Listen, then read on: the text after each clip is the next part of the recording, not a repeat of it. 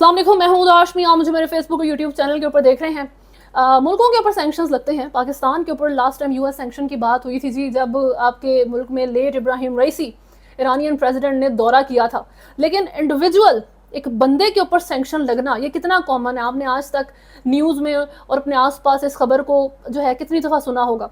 लेकिन अभी आपके पॉलिटिकल ग्राउंड्स के अंदर आपके नॉलेज में फर्दर इजाफा होने लगा है, क्योंकि पाकिस्तान में अब एक ऐसा बंदा मौजूद है, एक ऐसा ऑफिशियल बंदा है, पावरफुल जो है वो पर्सनालिटी है जी, पावरफुल फिगर है, जिसके ऊपर यूएन सैंक्शन लगाने की बात कर रहा है। वो बंदा कौन है?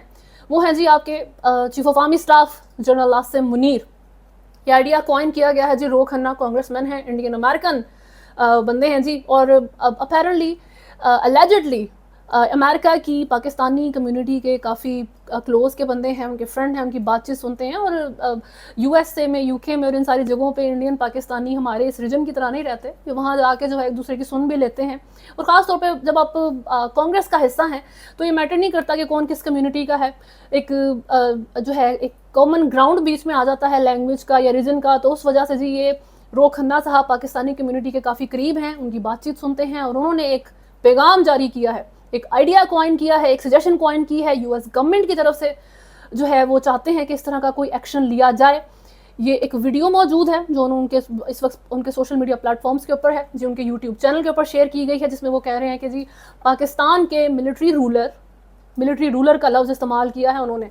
Breaking news. Asim Munir, Pakistan's military ruler, is now targeting American families of pro-democracy activists. We all know that the election in Pakistan was rigged. Imran Khan is still in jail.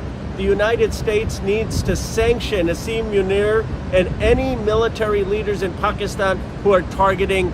उन्होंने ये नहीं कहा कि एक acting general है जी, वो acting chief of army staff है, वो भाग के नहीं आया, वो चोरी करके अपनी पोजीशन पे बैठा, लीगल तरीके से सारे स्टेप्स पूरे करके वो आपका चीफ ऑफ आर्मी स्टाफ है। स्टिल उन्होंने कोई और टर्म इस्तेमाल करना मुनासिब नहीं समझी। उन्होंने कहा है जी कि मिलिट्री रूलर पाकिस्तान का यहाँ के लोगों के लिए मसाइल बना रहा है। पाकिस्तान से बाहर जो लोग बैठे हैं, जो डेमोक्रेसी के लिए स्ट्रगल कर रहे हैं, उनके लिए मसाइल बना रहा है। तो इन मिलिट्री जर्नल्स के ऊपर यूएन सैंक्शंस लगने चाहिए। जब यूएस सैंक्शंस लगते हैं तो जी आपके एसेट जो हैं वो फ्रीज़ हो जाते हैं। उसके बाद जी आपकी यूएस में एंट्री बंद हो जाती है, फर्दर जो भी मामला होते हैं इस तरीके से वो बंदा फिर सफ़र करेगा। लेकिन ये बहुत इंपॉर्टेंट चीज़ है। अब इस एक बात के, और ख़ास तौर पे ये आ किस तरफ से रही है कि इंडियन अमेरिकन की तरफ से बात की जा रही है, इसके दो पर्सपेक्टिव पाकिस्तान में बनाए जाएंगे। इनको दो नज़रियों से दो नज़रिए इसके जो है उन्होंने बना देने हैं, क्योंकि आपके मुल्क के अंदर भी दो धड़े बन चुके हैं जो अपने अपने जो नैरेटिव है उसको स्ट्रॉन्ग करने के पीछे लगे रहते हैं। तो उस साइड के ऊपर बात करेंगे, लेकिन वो सारी चीज़ पर बात करने से पहले हम ये देख लेते हैं कि इंडिविजुअल के ऊपर सैंक्शन किस तरीके से लगते हैं, हिस्ट्री में मामला किस तरीके से जो है वो चलाए गए हैं, क्या सूरत हाल है। तो जी सबसे पहले तो यूएस कांग्रेसमैन रो खन्ना साहब ने अमेरिकन सैंक्शंस जो हैं वो पाकिस्तान मिलिट्री लीडर के अगेंस्ट, ख़ास तौर पे chief of army staff general Asim Munir के अगेंस्ट डिमांड किए हैं for transnational repression under the global Magnitsky act.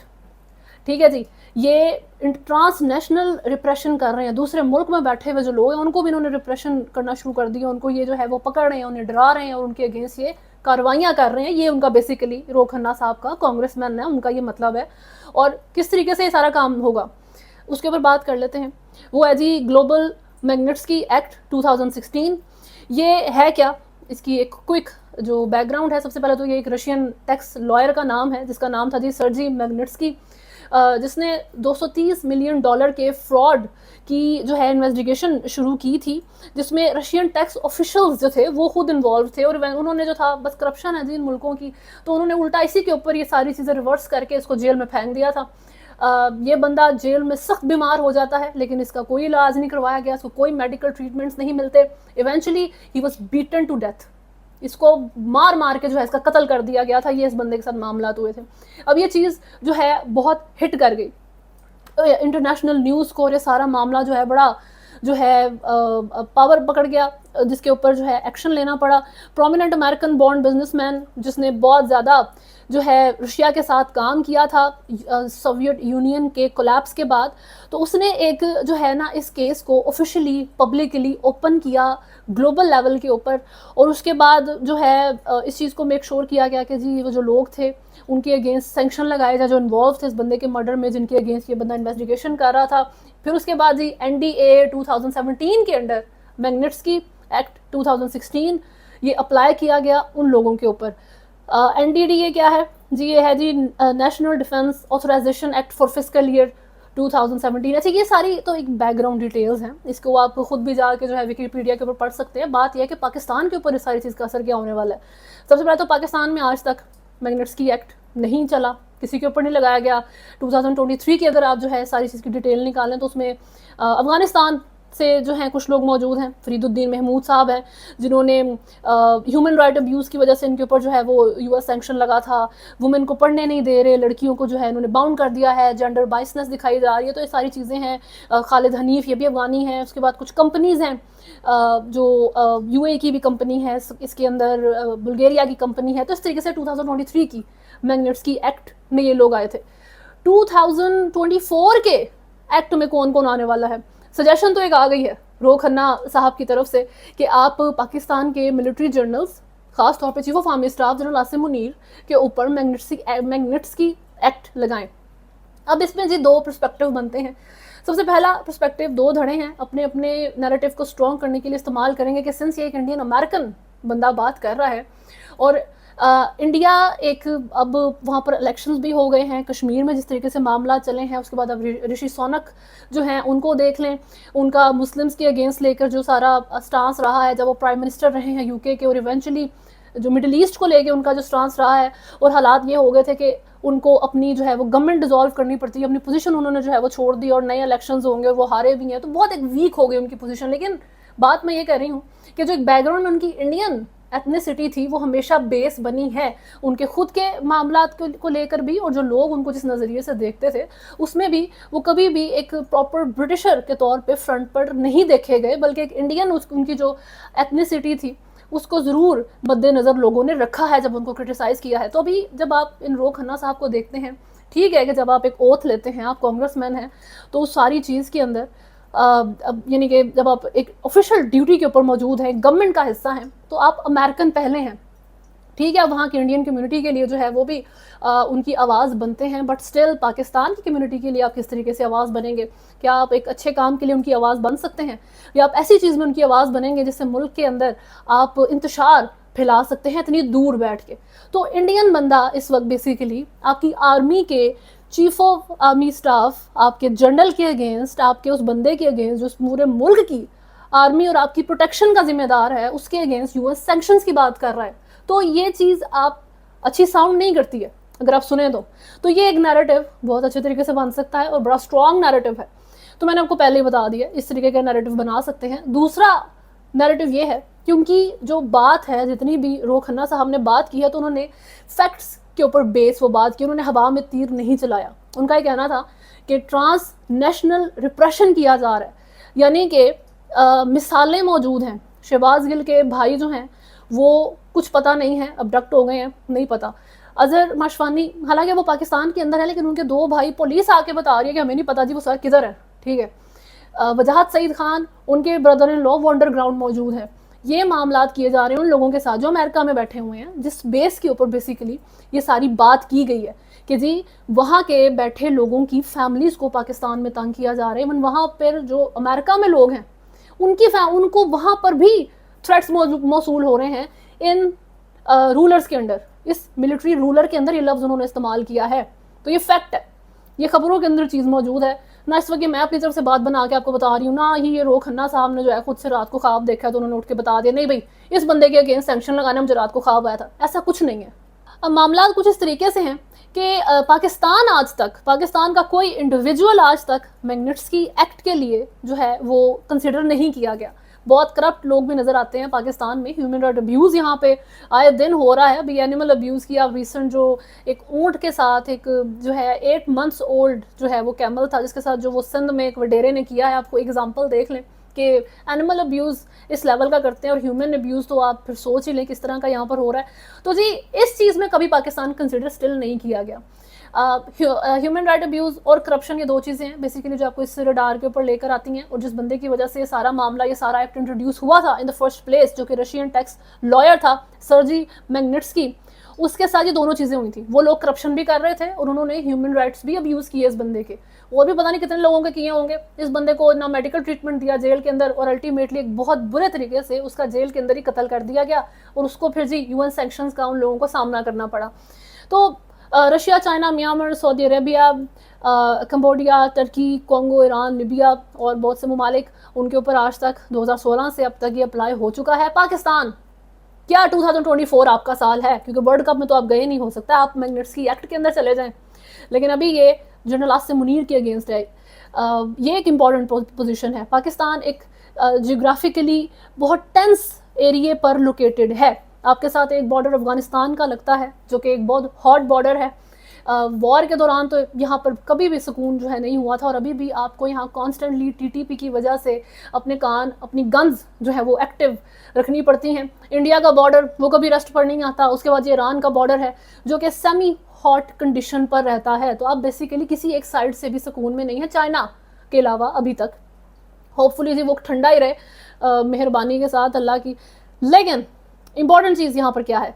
अब बात यहाँ पर ये हो रही है कि आपके मुल्क के chief of army staff general Asim Munir के अगेंस्ट ये बात की जा रही है। अगर ये चीज़ होगी, नहीं होगी, इसके ऊपर प्रैक्टिकल किया जाएगा, नहीं किया जाएगा, एक अलग चीज़ है। लेकिन इस वक्त आप सिर्फ ये देखें कि ये आइडिया जो है वो कॉइन कर दिया गया है, एक बंदे को कंसिडर किया गया है। आपकी तारीख में, आपकी हिस्ट्री में ये चीज़ लिखी गई है कि एक जनरल था, अभी तो वो मौजूद हैं, chief of army staff general Asim Munir. जब ये former chief of army staff general Asim Munir हो जाएंगे तो ये बाकी जनरल से इस तरह मुख्तलिफ होंगे कि ये वो बंदा था जिसके अगेंस्ट यूएस सैंक्शंस लगे थे, या फिर उसके ऊपर यूएस सैंक्शंस जो है लगाने की बात की गई थी, या ये आइडिया कॉइन किया गया था कि इसकी तरफ से इतनी नाइंसाफ़ी की जा रही है, ये मिलिट्री रूल में पाकिस्तान के ऊपर मौजूद है, ये इस तरीके से काम कर रहा है कि यूएस को ये ज़रूरत महसूस हुई कि इस बंदे के ऊपर सैंक्शन लगा दिए जाएं। मुल्क के ऊपर सैंक्शन नहीं लगा रहे क्योंकि मुल्क तो स्ट्रगल कर रहा है, मुल्क तो कर्जों पे चल रहा है, मुल्क की आवाम जो है वो सफ़र कर रही है, उसको आपने बजट के अंदर ला के मार दिया है। उसके रूलर के ऊपर जो है, मिलिट्री रूलर के ऊपर आप लगाएंगे। रूलर जो है पूरे मुल्क, पूरी टेरिटरी के ऊपर रूल करता है। जब वो मिलिट्री रूलर बन जाएगा तो इसका मतलब है कि वो रूलर है लेकिन मिलिट्री के इदारे से बिलोंग करता है। तो ये टर्म इस्तेमाल करना भी रो खन्ना साहब की तरफ से बहुत, मेरा ख्याल है, एक intensity of the situation understand करने की ज़रूरत है सब पाकिस्तान को, कि ये टर्म्स का इस्तेमाल किए जाना, ये सारी बातचीत आप अगेंस्ट भी हैं। अगर मिलिट्री की तरफ से नाइंसाफ़ियाँ हो रही हैं, ये सारी चीज़ें चल रही हैं, तो आप जिस साइड के साथ इस वक्त फ़ाइट कर रहे हैं, जिस साइड के अगेंस्ट यूएस सैंक्शन लगाने की बात कर रही है, in the end of the day वो आपके उस इदारे का हेड है जो आपको प्रोटेक्ट करता है इस इंतहाई ट्रबल सम रीजन के एरिए के अंदर। ये बहुत इंपॉर्टेंट है। तो बात यह है कि क्या अकल करने की ज़रूरत है कि ऐसे मामलात ना किए जाएं, क्योंकि देखिए जी शहबाज गिल के भाई या किसी भी बंदे को जब टारगेट किया जाता है, किसी भी, हर आए दिन आप यहाँ पे अबडक्शंस की बातें हो रही हैं। आप पोइट अहमद फरहाद की बात करें, आप इमरान रियाज खान की बात करें, आप अजहर माशवानी के भाइयों की बात करें, फिर आप शहबाज गिल के भाई की बात करें, आप वजाहत सईद खान के जो है वो ब्रदर इन लॉ की बात करें, तो रोज़ कोई अबडक्शन जा रही है। तो बात यह है कि ये एक सेंसिटिव इशू है। सेंसिटिव इस लिहाज से कि you will have to change your methods, you will have to change your thinking. आपको अपने मेथड बदलने पड़ेंगे, आपको अपने तरीके बदलने पड़ेंगे। आपको जो है, इमरान खान जो हर वक्त कहते रहते हैं ना कि जी टेबल पे आके बात करते हैं, ठीक है, वो सियासतदानों से नहीं चाहते थे, वो इस्टेब्लिशमेंट के साथ बात करना चाहते थे, लेकिन अभी जजेस ने इमरान खान को मशवरा दिया है तो अब वो सियासतदानों से भी बात करेंगे टेबल के ऊपर आके। और इमरान खान ने कह भी दिया कि मैं बड़े साहब से बात करना चाह रहा था, यानी कि जो इस सियासतदान जिनकी सुनते हैं।